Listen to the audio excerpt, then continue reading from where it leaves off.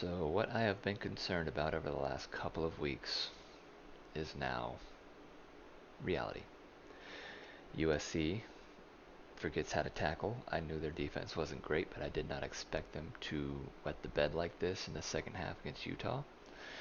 Meanwhile, Utah's defense, kind of the opposite, very slow first quarter, but then they turned it on after that. They shut down Caleb Williams. Williams gets hurt. He turns into a one-dimensional quarterback, and there you have it. Utah wins the Pac-12 again, and USC is out of the playoffs.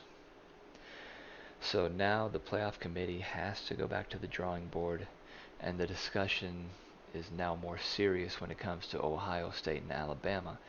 My thinking was last week they made these 5 and 6 rankings with the hopes that USC and TCU would take care of business and this would be irrelevant.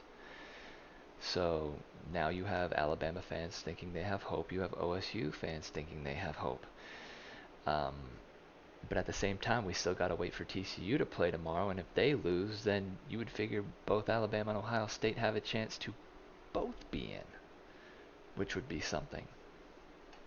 Because I don't think a TCU with one loss and non-conference champion in, a non-division champion because the Big 12 has no divisions. It would be hard to see them staying above Alabama and Ohio State because of how they've played. Um, yeah, they have played close games, but does the strength of schedule mean much at this point?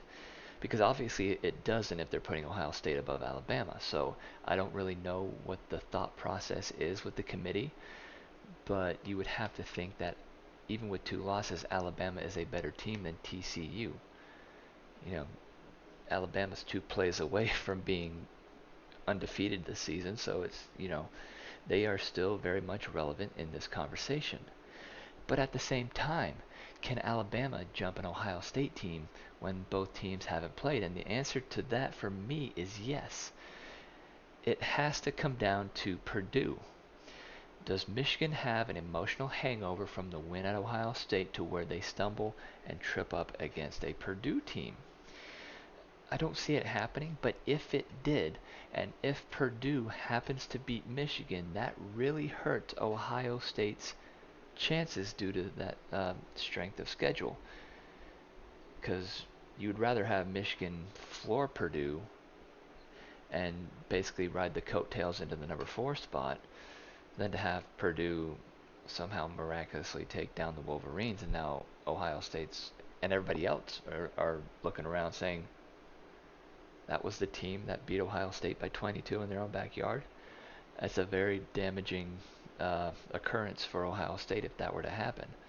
So yes, Alabama still can jump Ohio State, but not likely at this point because it wouldn't make any sense for the playoff committee right now to change their mind on 2 teams that didn't play. It depends on a common opponent or, you know, the strength of schedule. So I still think that Alabama's in. I still think Ohio State can get in because, like I predicted the USC loss a couple weeks ago, I'm still thinking that TCU is going to um, have their luck run out and they're going to take a fall against Kansas State. So tomorrow just got really interesting. It's going to be a very interesting championship Saturday because at the same time Georgia's not a lock either against LSU. You never know with these SEC games. They're always tough. So wouldn't that be something?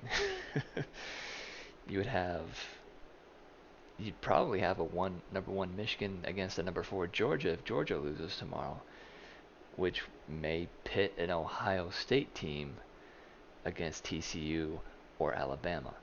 So it is not a lock by any means. There is no matchup that is a lock yet. So yeah, that's the best part about college football this time of year. You never know what you're going to get until it's all said and done. So yeah, let's see what happens tomorrow, guys. I'm really looking forward to it. I'm hoping to live record the Georgia LSU game.